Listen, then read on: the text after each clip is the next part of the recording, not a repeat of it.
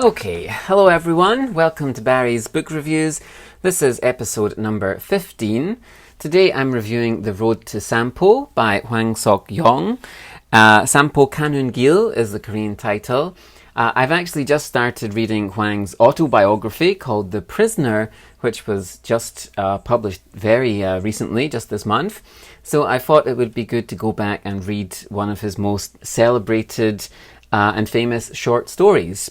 The edition I'm reviewing was published in a lovely bilingual edition, so it has the Korean text and the English translation. The translation was by U-chang, who's a translator that I'm actually not very familiar with. According to his bio, he's been a literary critic for decades and was a professor at Korea University, among other places. And this edition was also published by Asia Publishers in their wonderful Modern Korean Literature series, which is a fantastic collection of short stories. And The Road to Sampo is one of Hwang's most famous early stories. He's generally regarded as one of Korea's most famous novelists, and has been writing for many decades, several decades. He was born in 1943, which, if I'm doing my math correctly, makes him around 77, 78. And he started writing when he was in high school, and in 1959 published his first story at the tender age of 16. And he has most certainly led a very interesting life. As a young man, he was an itinerant labourer on building sites during the period when Korea was modernising. He's been a political activist and protester. He spent time in prison for visiting North Korea. South Koreans are it's illegal to travel to North Korea unless under special circumstances. He lived in Gwangju, and I think he was there for the Gwangju uprising. He's travelled extensively around the world. Like I said, he's visited North Korea, and he served in the army in Vietnam during the Vietnam War. And to this day, his work continues to examine the effects of historical events on marginalised people. So The Road to Sampo is a classic tale from one of the giants of Korean literature. It's a story that's famous for its depiction of the working class and the dispossessed. What's the background for this story, and what was Hwang drawing on when he wrote this now very famous story? So Hwang entered Sungsil University in 1964, and he'd eventually graduate with a degree in philosophy.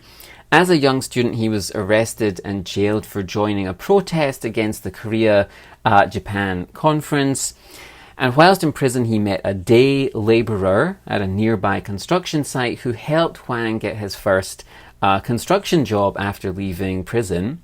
Around this time, he travelled the country, working at factories and construction sites, and he saw what life was like for many of those living this itinerant lifestyle and at the bottom of the economic ladder.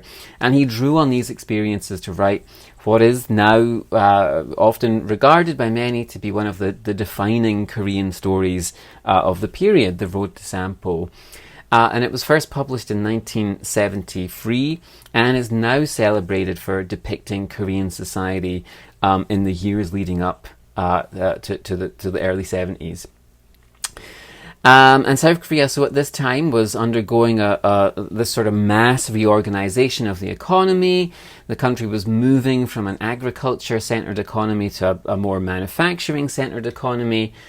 And the traditional farming communities were disintegrating quite rapidly, and there was this vast farming population of labourers leaving their homes looking for work.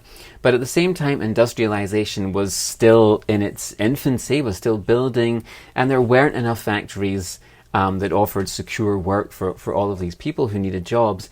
And so many uprooted farmers became these transient labourers who migrated from one construction site to the next. And so The Road to Sampo is a portrait of some of these labourers, people living that lifestyle. So Hwang was very much drawing on his own experiences to paint a picture of these vast social changes that the country was experiencing. But what exactly is the story, and who are these characters that we meet in The Road to Sampo? So it's the middle of winter, the construction season has just ended, and there's a young man standing in a field outside of a small town, wondering what to do. Where should he go? This young man is Yong-dal, and he will shortly meet Chong, the other main character in the story, and they're both day labourers, itinerant day labourers, and they meet in this small field outside this village.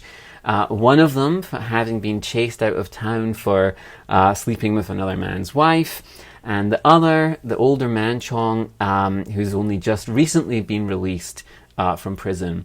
And it's the middle of a brutal winter, and these two men, they sort of bond together, and they travel the country looking for work and having a series of experiences as they travel across Korea. Along the way, they're tasked with finding Pekwa, who's a poor bar girl, and she's run away from a sort of abusive and exploitative bar owner. And when they find her, instead of taking her back to the bar owner, these three outcasts, they band together and they head for Chong's hometown of Sampo. And their journey and the difficulties they experience on the way are representative of the vast changes that South Korea was going through at the time. The Sampo of the title symbolizes this sort of idealized past that can't be returned to, and at the same time also an unstable future which very possibly offers little or no security for these people. Frequently a very beautiful story, even in its depiction of this transient life. It's often very moving, very, very beautiful. There's something very captivating and engaging about it. And it's also one of the first instances that we see of Hwang's characters being beaten down by an uncaring society in this sort of relentless march of progress, which is something you see in some of his longer novels and other stories as well. And it's a topic and theme that he would return to again and again over the course of his long career. You can even see it in some of his most recent works, as sort of traces and elements of it. But what is he trying to say specifically in Sampo? What larger points is he making about Korean life?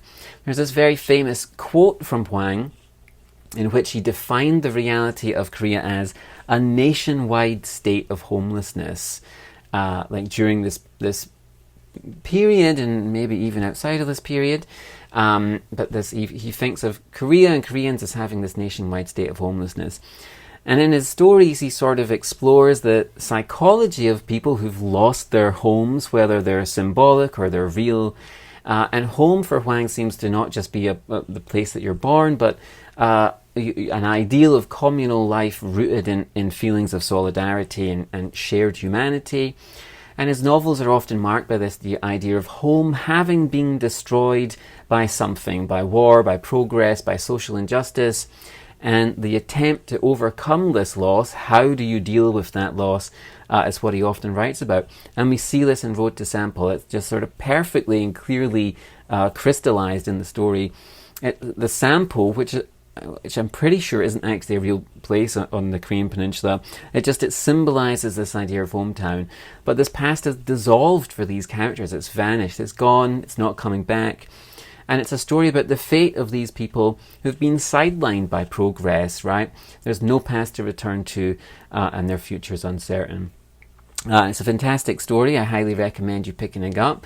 It's one of the shortest things that he's written. His novels, some of them are extremely long, but this one it's a very easy to digest read, and like I said, extremely engaging. There's also a very famous and celebrated film adaptation of the story, made in 1975. It was the final and posthumous work of director Lee Man-hee. He died during the editing phase of the film, and again, a very, very beautiful film. If you can get a copy of the film or see it online somewhere, I highly recommend watching the film too. So today's story was The Road to Sampo by Hwang Sok-yong.